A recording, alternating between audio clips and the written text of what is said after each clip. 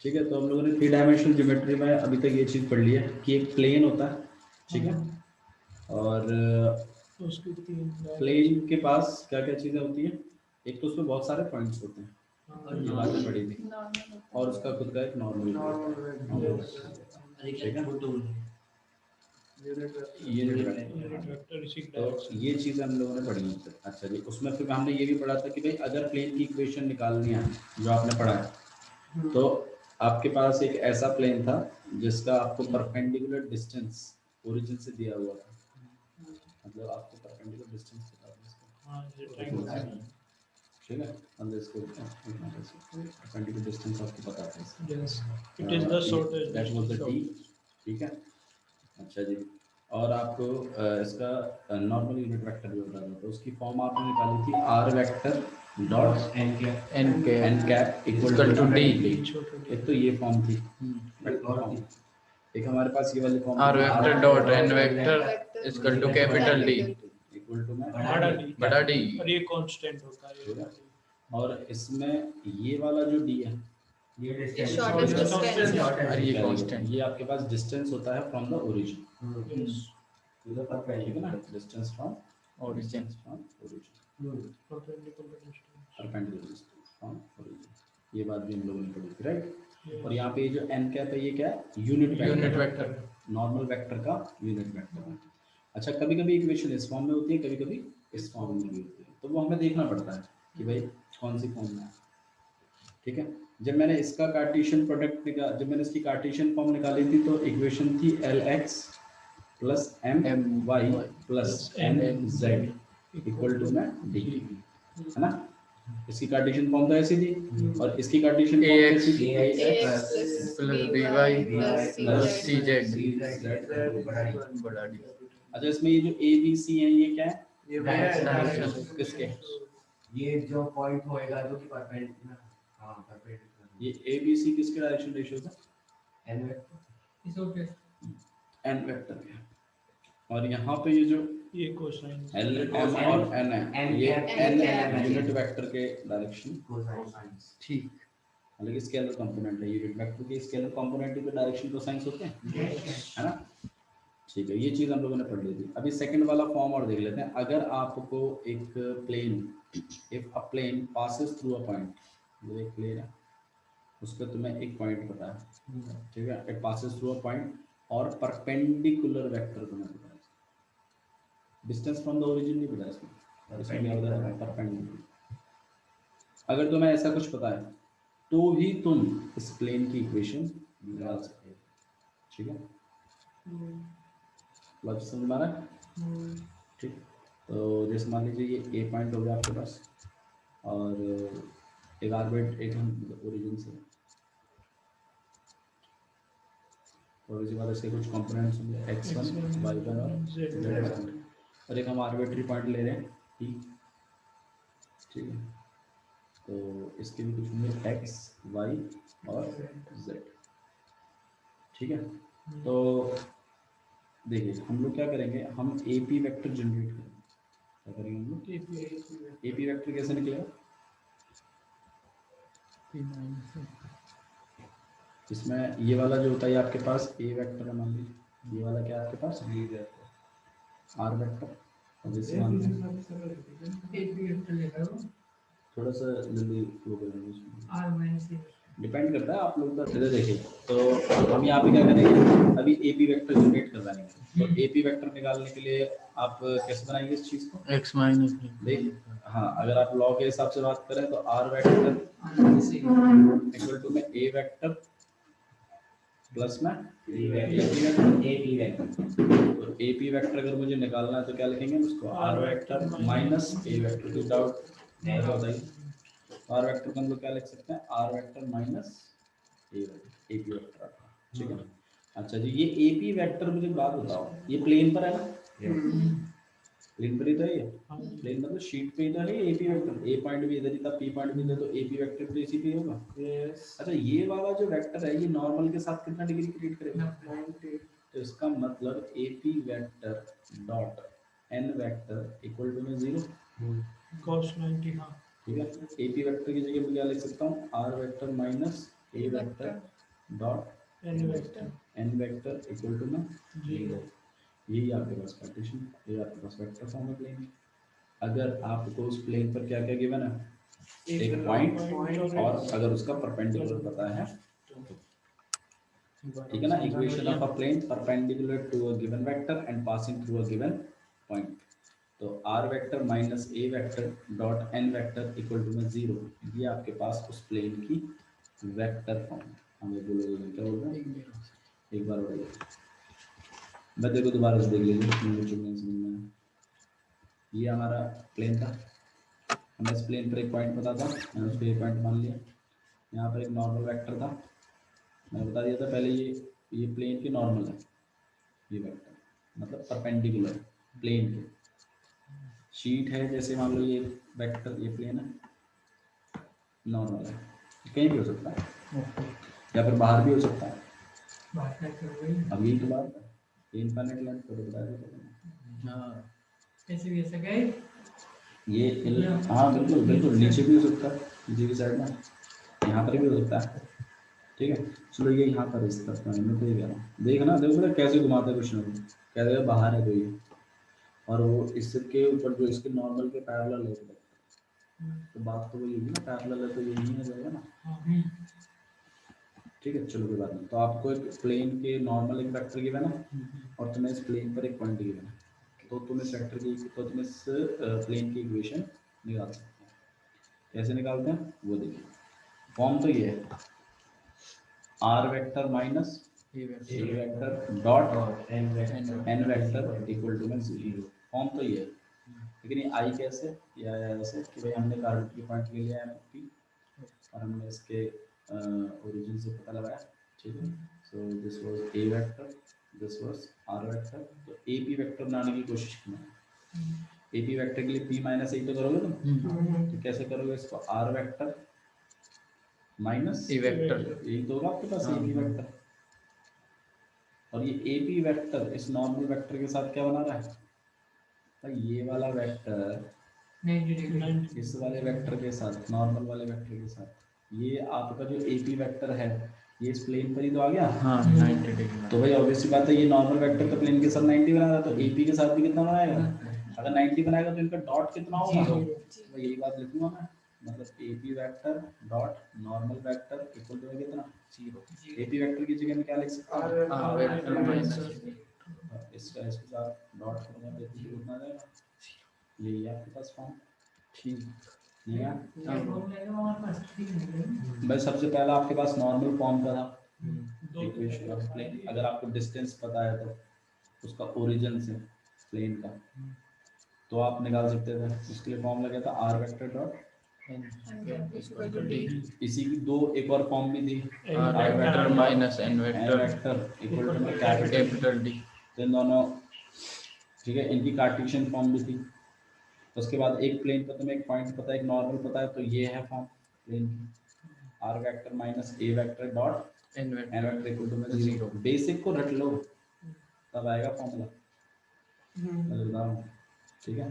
अच्छा जी, इसकी Cartesian equation अगर हम देखें तो कैसी बनेगी, देखो भाई आर वेक्टर क्या है आपके पास, एक्स आई माइनस एक्स आई प्लस वाई जे प्लस Z जेड के माइनस ए वेक्टर क्या है, x one i plus Y one J plus Z one के और इस पूरे का क्या करवाना है, डॉट किसके साथ, नॉर्मल के क्या होते हैं भाई, ए आई प्लस बीजे प्लस सी यही है ना, सही है। तो इनको अगर माइनस करो तो देखो आपके पास क्या आ जाएगा, x minus x one i plus y minus y one j और plus z minus z one k z one, इसको डॉट करवाना पड़ेगा आपको इसके साथ, a ai i b j plus j और प्लस c इक्वल टू 0। ये इसके साथ होगा मल्टीप्लाई, तो कितना आ जाएगा, a ब्रैकेट के अंदर x माइनस में x1 प्लस b ब्रैकेट के अंदर y माइनस y1 और प्लस c ब्रैकेट के अंदर z minus z1 equal to 0। ये है आपके पास कार्टेशियन फॉर्म, नहीं ठीक है। सबसे पहले वाली फॉर्म कौन सी पड़ी थी भाई, जब आपको प्लेन का डिस्टेंस कहाँ से पता था, Origin से। ओरिजिन से, कहाँ से पता था, Origin से। फॉर्म क्या थी, वेक्टर फॉर्म बताओ भाई side, R vector R vector dot dot, है ना, यहाँ लिखना है, ना इस बंडल ना। था कुछ ना कुछ था, अरे एक सेकंड R vector तो था पर Any उसके साथ unit एक vector is equal to अभी तो लिखा नहीं, तीसरी बार लिख रहा हूँ, पढ़ भी नहीं आ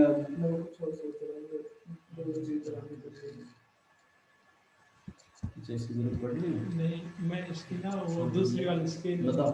R vector dot n cap is equal to small d. ये वाली तो मुझे पता नहीं सच में, माँ कसम मुझे ये पता आर था। Vector dot n vector is equal to b dot n. Capital D. Vector form है पहली वाली, ये कब जब ओरिजिन से डिस्टेंस जब आपको एक प्लेन का ओरिजिन से डिस्टेंस पता है, ठीक है, इसकी कार्टेशियन फॉर्म बता गगन, कार्टेशियन बताऊं, lx, हाँ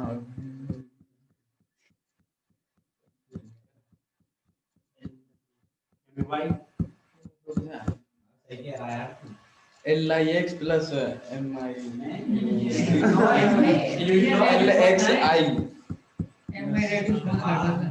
lxi पार्टीशन है तो उसमें वेक्टर क्यों आएगा?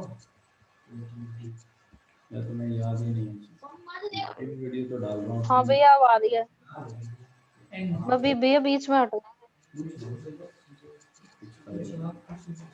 अगर तुम एक्सपेक्ट करते हो तो तुम्हें आ जाएगा अचानक से फिर, अबे नहीं आएगा यार, मैं पढ़ा दूंगा ना, तुम्हें नहीं आएगी ये सब बातें समझ में, फिर मैं बेसिक तो तुम तो वो वाली बात कर रहे हो, नहीं भैया एप्लीकेशन लिखना सिखा दो, एबीसीडी आती नहीं है,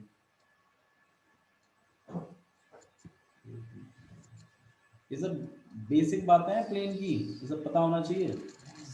फिर मैंने अभी अभी आपको एक और फॉर्म भी सिखाई है, ये पहली वाली फॉर्म थी, इस फॉर्म को क्या कहते हैं, क्या कहते हैं इस फॉर्म को, नॉर्मल फॉर्म है ये, नॉर्मल फॉर्म जब आपको एक प्लेन की दूरी ओरिजिन से पता होती है तब ये यूज होता है, नॉर्मल, जब आपको एक प्लेन में एक पॉइंट पता हो, उसका नॉर्मल वेक्टर पता हो, तब क्या होती है वेक्टर फॉर्म, बताओ भैया, r vector R vector R vector into में एन, आर वेक्टर थोड़ी सी कंफ्यूजन है बस, हल्की सी, इतनी सी ज्यादा बड़ी ना, r vector minus N r minus a vector और n vector डॉट करके r इक्वल टू 0 ये वाला n बड़ा तो लिखा है, स्मॉल स्मॉल लिख लो कोई प्रॉब्लम नहीं। हाँ जी, कार्टेशियन फॉर्म बताओ इसके लिए, याद नहीं कार्टेशियन कार्टेशियन फॉर्म में एक मिनट रुको, रुपये हम तुम बताओ, नहीं याद नहीं। x minus x1 करके लिखा लीजिए आपने, a into x minus x1 और plus b into plus y minus b ये abc तो इसके साथ आएंगे, ऐसे साथ अरे b minus Result b1 into यही था। plus c z सीधे से minus बता z1 is equal to 0। अभी हुई ना ये। कब थी ये फॉर्म, सेकंड ये फॉर्म कब लगेगी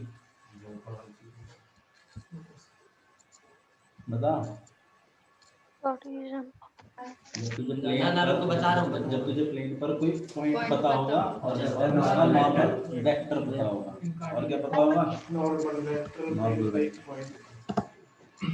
तीसरा तरीका देखो प्लेन की इक्वेशन निकालने का, अगर आपको एक प्लेन पर 3 नॉन कोलिनियर पॉइंट पता है, नॉन कोलिनियर यस कैसे पॉइंट, Non collinear। तो भी आप इक्वेशन निकाल सकते non non collinear, 3 non collinear point पता है, वो भी आप क्या निकाल सकते हैं, वेक्टर फॉर्म एक इक्वेशन निकाल सकते ट्रायंगल वेक्टर फॉर्म, ट्रायंगल हैं इस प्लेन की प्लेन equation। की इक्वेशन निकाल सकते हैं। देखिए if we are passing through three non-collinear point, vector form देखो कैसे, वेक्टर फॉर्म है आपके पास R vector minus A vector dot N vector का डॉट कराएंगे इसके साथ B vector minus A vector cross C vector minus A vector और इक्वल टू ये ये क्रॉस है क्रॉस आएगा 3 पॉइंट्स नहीं तरीका देखो दिमाग लगाओ अपना दिमाग तुम थोड़ा कम है लगाओ उसको। यहाँ पर ये वेक्टर है यहाँ बी वेक्टर और ये आपके पास क्या है सी वेक्टर और यहाँ पर एक पॉइंट ठीक है ये आपके पास आर वेक्टर का आर वेक्टर है ना इसमें ठीक है। तो ये लोग क्या करवा रहे हैं वो देखो ये आपसे क्या करवा रहे हैं पता ये कह रहे हैं कि इनके बीच में वेक्टर निकाल कैसे निकलेगा बी माइनस आर वेक्टर ये भी का ये है ना B vector minus A vector निकलेगा। अच्छा फिर ये कह रहे हैं इनके बीच में भी एक वेक्टर निकाल सी वेक्टर माइनस बी वेक्टर कुछ गलत तो नहीं है। नहीं फिर इन दोनों वेक्टरों का जिससे मैं पूछूंगा वो बताएगा फिर मैं कह रहा हूँ इन दोनों का क्रॉस करा अच्छा क्रॉस कर अब मुझे एक बात बता मनीष तू क्रॉस क्यों कर रहा है भैया इधर तो सी वेक्टर माइनस बी वेक्टर है और उधर उसमें सी माइनस लो भाई लो अरे रुक जा इधर देखो वो आपसे बीच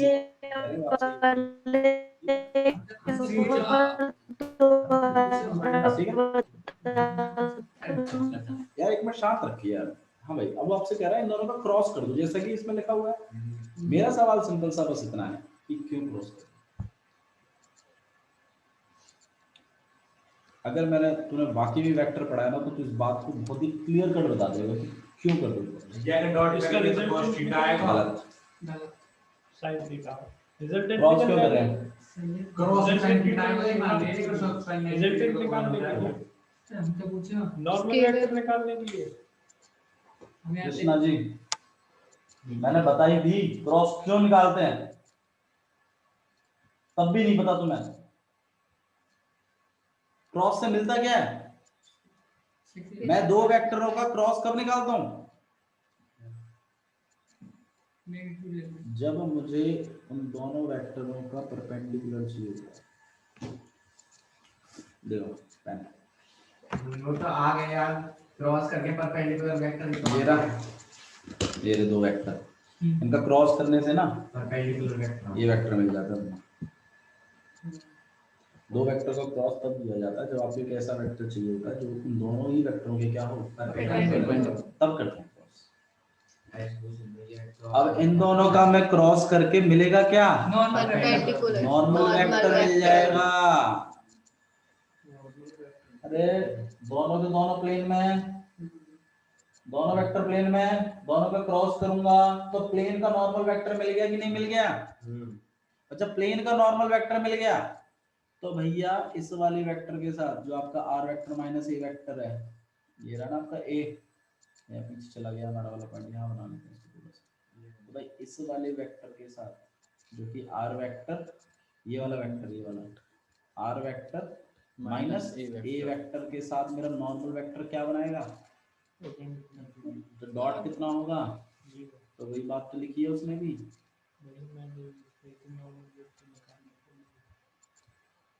अरे यही बात है ना ये फॉर्मूला कुछ खतरनाक नहीं है एन वेक्टर खोल दिया इसको थोड़ा सा समझो इस बात को ए वेक्टर तो सब में से माइनस करवाए हैं दोबारा देखो डेरिवेशन को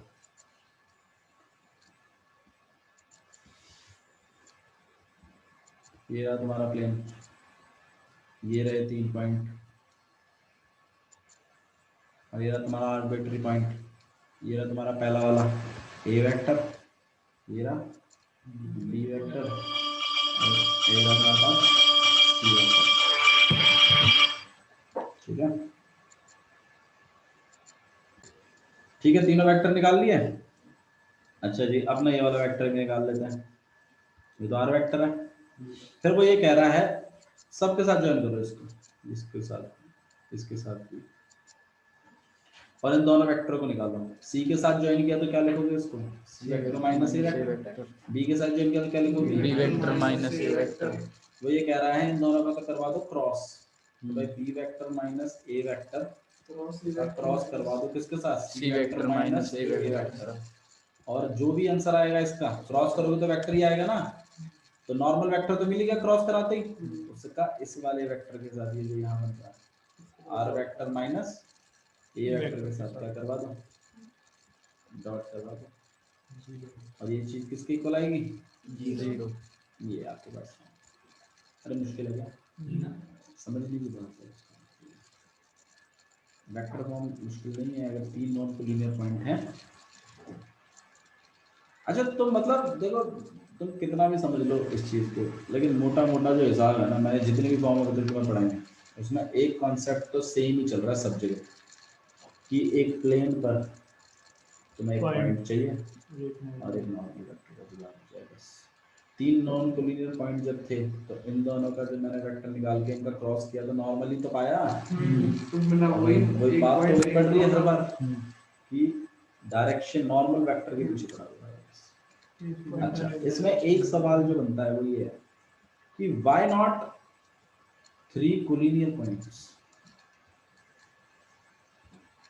3 कोलिनियर पॉइंटों के बारे में क्यों नहीं बात हुई, 3 नॉन कोलिनियर पॉइंटों के बारे में क्यों बात हुई भैया? 3 कोलिनियर पॉइंट में हम क्रॉस ना कर पाएंगे, अगर क्रॉस करेंगे भी तो फिर वहाँ को साइन क्रॉस कर लेंगे 180 आ जाएगा ना। रेट क्यों आएगा, 90 आएगा, कोलिनियर से स्ट्रेट लाइन बन गई। आप क्रॉस करेंगे 90 का या 90 कहां जाएगा, तो मतलब उनको नॉर्मल वेक्टर में निकाल पाएंगे हम, क्यों निकाल लेंगे, आप निकालना कैसे निकालेंगे? देखो भाई 3 कोलिनियर पॉइंटों से पास होने वाला एक प्लेन नहीं होगा,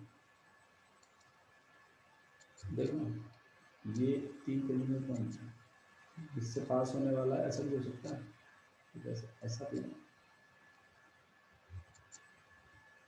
ठीक है, मतलब ऐसे सोचो ना, जैसे मान लो ये है, तुम्हारी बुक ले लो, ये है वो 3 पॉइंट, तो ये प्लेन भी है, ये प्लेन भी है, ये सारे प्लेन बन जाए नहीं बना दे, 3 नॉन कोलिनियर पॉइंट से पास होने वाला नहीं बन सकता, नॉर्मल वेक्टर ना बन सकता। 3 कोलिनियर पॉइंट 3 नॉन कोलिनियर पॉइंटों से आप एक ही प्लेन पास होता है, अगर आपने इन 3 कोलिनियर पॉइंटों से कोई और प्लेन पास कराने की कोशिश की ना, तो या तो कोई एक पॉइंट छूट जाएगा तुम्हारा, तीनों नहीं हो पाएंगे कवर, तीनों कवर करती हुई एक ही शीट हो सकती है। तुम ऐसे ही देख लो, जैसे छत देख लो, छत एक कॉर्नर पकड़ लो, उसमें 3 पॉइंट लगा दो, 3 कोलिनियर है, ऊपर वाली छत में भी आ रहे हैं 3 पॉइंट, साइड वाली दीवार में भी आ रहे हैं, लॉजिक बना के देखो। और ऐसी त्रिकोणीय अगर तुम डायगोनली एक लाइन फेंको, यहाँ पर एक डायगोनल दीवार फेंको तो वो पास होते हुए जाएंगे, और ऐसे कितने प्लेन जा सकते हैं, विकट विकट अनगिनत,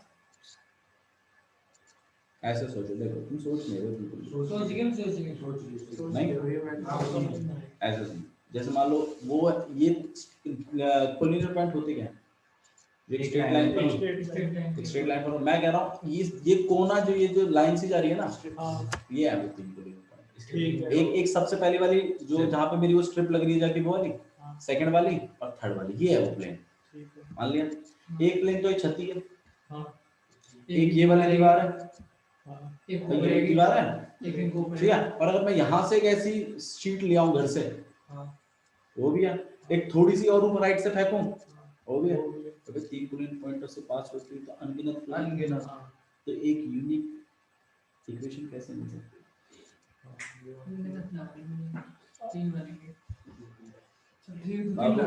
थोड़ी थोड़ी हाइट पे ही बना लो यार, थोड़ी थोड़ी कमाई कर देना नहीं आ रहा है, ठीक है, तो इसीलिए यहाँ पर 3 नॉन कोलिनियर पॉइंटों की बात हो रही है, ना कि 3 कोलिनियर पॉइंट। अच्छा जी, नेक्स्ट एक चीज और देखिए, ठीक है, तो 3 नॉन कोलिनियर पॉइंटों से पास होती है। अच्छा इसकी कार्टेशियन फॉर्म और देखिए, इसकी क्या देखिए, 3 कोलिनियर पॉइंट की नॉर्मल वेक्टर निकल जाएगा, कार्टेशियन क्या कर रहे हो? 3 कोलिनियर पॉइंट का वो नॉर्मल वेक्टर निकल जाएगा उनसे।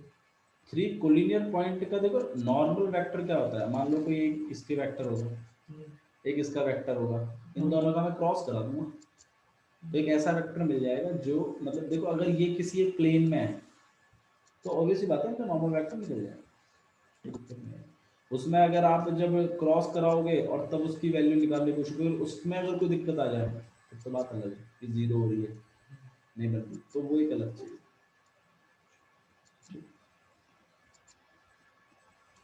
कार्टेशियन फॉर्म देख लो किसी की, भाई एक प्लेन था 3 पॉइंट थे, तो अब इस बात में कोऑर्डिनेट्स बुलाएंगे x1 y1 z1 x2 y2 z2 और x3 y3 z3। एक आर्बिट्री पॉइंट भी है तुम्हारे पास x y और z।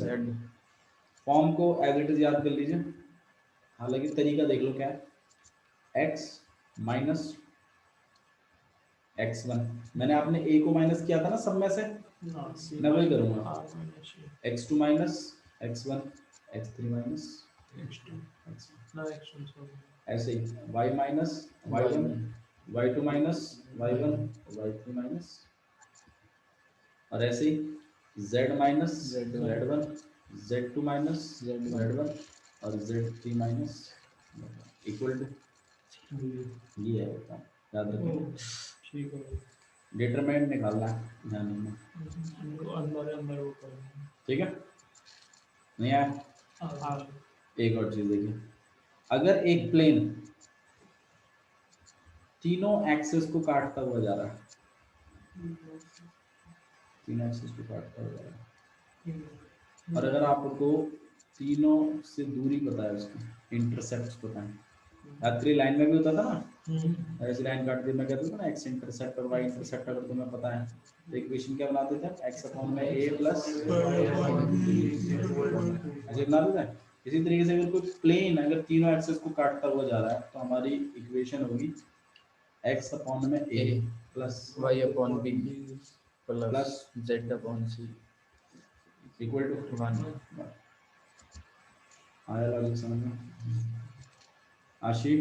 ठीक है भाई, मैं फॉर्मूले सुनूंगा कल, ध्यान रखना इस बात को, और नहीं बताना तो तुम्हें वहीं ठोकूंगा बढ़िया तरीके से, ठीक है। एक और देखिएगा, equation of plane passing through the intersection of the two given planes. आपके पास एक इक्वेशन ऑफ प्लेन होगी, देखिए इस चीज को थोड़ा सा ना देखो, इस पर क्वेश्चन आता है तो थोड़ा सा इसको एनालाइज करना पड़ेगा। देखो कह क्या रहा है, प्लेन पासिंग थ्रू, पासिंग नहीं इक्वेशन फॉर्म है, पासिंग थ्रू द इंटरसेक्शन, सब डिस्कस करेंगे आपस में, चिंता क्यों कर रहे हो, 2-3 बार डिस्कस करेंगे, अपने आप याद हो जाएंगे सब बात। नहीं, इसके बाद इसमें एंगल भी है, कोप्लानरिटी भी है, दो प्लेन्स का कोप्लेनर होते हैं, distance of a point from a plane है, और एंगल बिटवीन लाइन एंड भैया। हाँ जी, टेबल्स बना लो, क्वेश्चंस करा दूंगा, एक बार मैं इसको कर लूं पूरे कोई, हाँ जितने भी फॉर्मूले वो सारे कंप्लीट कराने के बाद फिर एक एक साथ बार formula एक बार पूछने लगना। तुम मुझे सुना देना, फिर क्वेश्चन शुरू कर, थोड़ा थोड़ा करा दूंगा, फिर आगे जाएंगे, फिर वापस आएंगे, फिर फ्लो टूट जाता है। जैसे 2-3 बार तुम इसके बेसिक से होते हुए निकल जाओगे ना, तुम्हें याद हो जाएंगे सब बातें। फिर बेसिक की कितनी वीडियो होगी, बेसिक की और कितनी, 4 plane passing through the intersection, एक प्लेन है जो पास कर रहा है कहां से, इंटरसेक्शन से, intersection of two given plane, of two given plane, मतलब क्या है इसका, plane passing through the intersection of two given plane मतलब 2 प्लेन दे रखे हैं उसमें से उनने काट के जा रहा हो एक और प्लेन, एक प्लेन पास इंटरसेक्टिंग पॉइंट से देखो, तीसरा प्लेन पास करता हुआ जा रहा है। तुम्हारे पास एक ऐसा ये प्लेन, ठीक है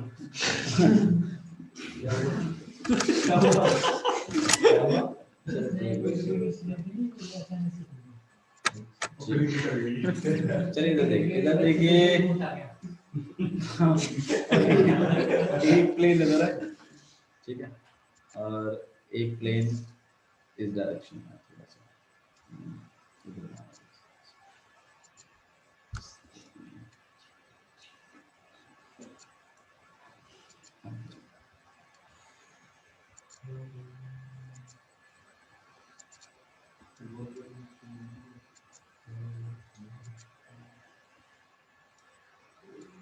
एक इस तरीके से, ठीक है। तो ऑब्वियस बात है, इसमें बीच में क्या बन जाएगा, एक लाइन बनेगी, ठीक है। तुम इस चीज को अपनी किताब के उससे बहुत आराम से समझ सकते हो। अपनी बुक ओपन करो, ठीक है, आपको समझ में आएगा।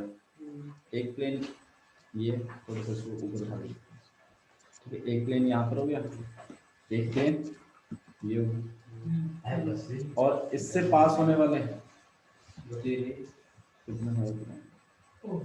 265 मतलब अच्छा एक प्लेन ये और एक प्लेन एक प्लेन ये गया और ये पासिंग प्लेन है जितने भी हैं सारे पास कर रहे हैं, नहीं कर रहे हैं। तो मतलब ये है कि एक सिंगल लाइन से इनका जैसा मैं कह रहा था, 3 कोलिनियर पॉइंट आ जाते हैं ना, तो वो एक लाइन ही तो रिप्रेजेंट कर रहे हैं। अब इससे पास होने वाले कितने प्लेन्स हैं? भाई एक हो सकता है। तो इसी तरीके से इस वाले प्लेन से देखो, ये यहाँ पर एक प्लेन होगा, ये पास कर जाएगा, ठीक है, और फिर थोड़ा सा साइड में होगा,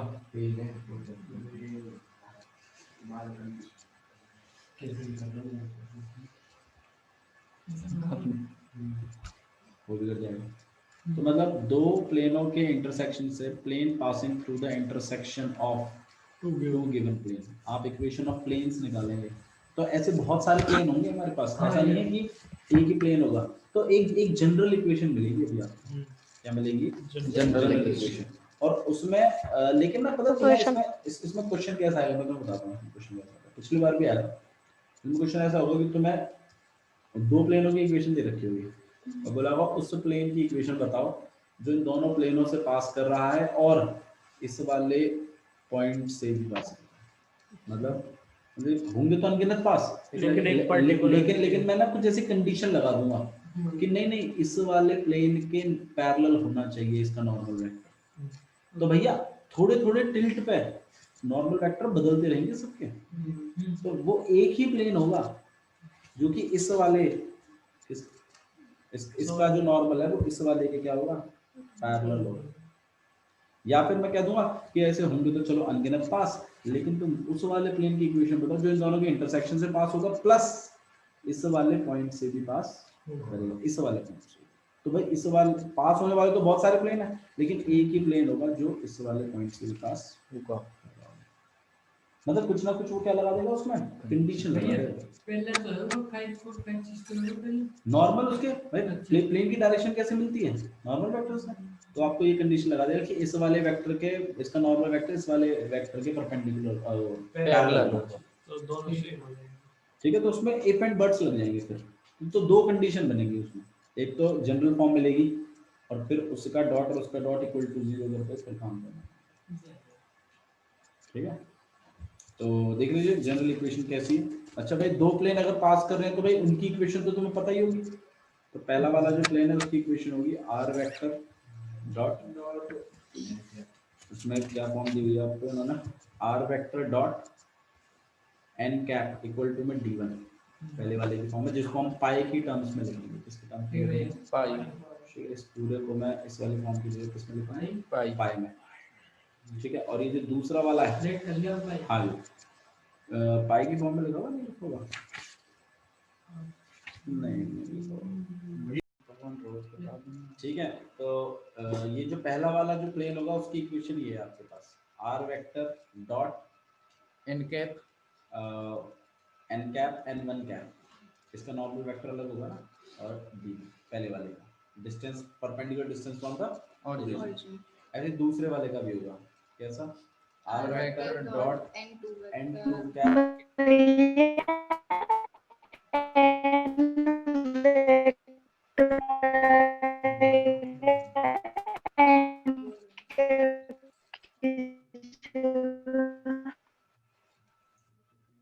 दोबारा बोलो क्या क्या बोलो आवाज नहीं आ रही।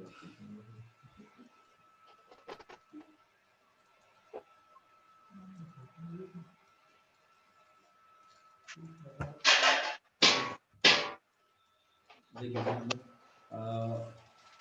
इसमें इस वाली फॉर्म से एन कैप कीजिएगा एन वेक्टर आएगा इंटरसेक्ट फॉर्म में। हाँ जी इंटरसेक्ट अरे हाँ सही इधर R vector dot N vector AD बड़ा हाँ बड़ा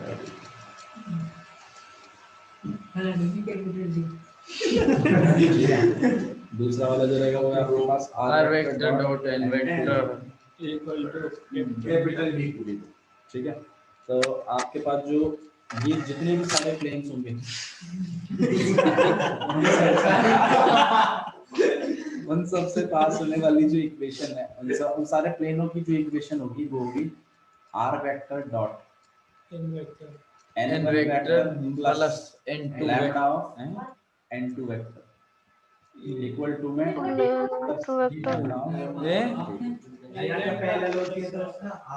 भैया एक ऐसा कांस्टेंट तो देना पड़ेगा ना आर्बिट्री कांस्टेंट। अगर मान लो मैं यहाँ पर अगर आपको यही दे देता डायरेक्ट कि भाई R vector dot N1 vector plus plus N2 vector equal equal D1 to D2 D1 plus में D2 तो भैया ये तो प्रॉपर एक ही फॉर्म होगी ना एक ही प्लेन की होगी ना फॉर्म ये depending upon the lambda lambda की वैल्यूज आप बदलते रहेंगे अलग अलग planes Lambda is kind of n here lambda is kind of n जैसे n की वैल्यूज आप बदलते रहते हो अलग अलग प्लेन्स लेते रहते हैं ना a1 a2 a3 a4 a5 इसी तरीके से इसमें लैम्डा के ऊपर डिपेंड करता है। हाँ इसके फिर भैया ये लैम्डा पूरे गैर मल्टीप्लाई होनी चाहिए इसी के साथ ही है हाँ भैया N2 के साथ बाबू उसमें आप किसी को भी फर्स्ट किसी को सेकंड मान अच्छा मतलब या एक साथ भी कर सके N1 के साथ। हाँ अब एक चीज थोड़ा सा ध्यान हाँ बोल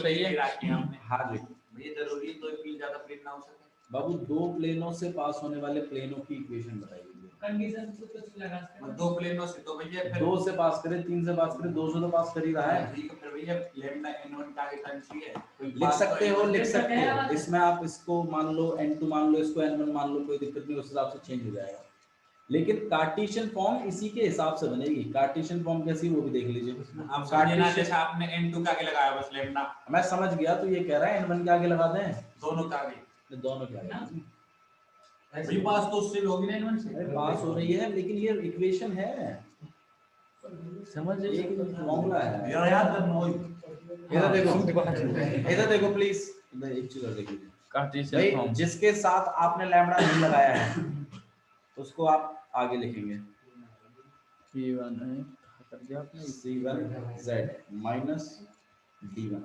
कैपिटल D कैपिटल D ठीक है plus lambda of A2x plus B2y C2z Z minus D2 capital minus capital D2 equal to 0 ये कार्टेशियन फॉर्म। अच्छा तो इधर देखिए मुश्किल नहीं है सुनो मेरी बात ये x y z तो आने थी क्योंकि r चल रहा है ये a b c इसलिए आए हैं क्योंकि नॉर्मल वेक्टर है ये अगर तुम वो वाला लेते इसमें कौन सा वाला कैप वेक्टर तो यहाँ LMN चलते फिर ठीक है और इसी तरीके से फिर यहाँ पर भी उसी हिसाब से A2 B2 और C2 है और D1 और D2 माइनस हुआ लैम्डा उसी के साथ लगाना है। मान लो कल को आपका मन किया नहीं हम तो इसको N1 के साथ लगाएंगे ठीक है क्योंकि N1 के साथ लगाए तो लैम्डा पर यहाँ प्लेस कर देना ठीक है। तो मैं चाहता हूँ यहाँ तक फॉर्मूले याद कर गए एक दो क्वेश्चन झटकाएंगे उसके बाद फिर जो बाकी के बचे हुए फॉर्मूले उनको करेंगे। that's what it is. नहीं, ये याद चीज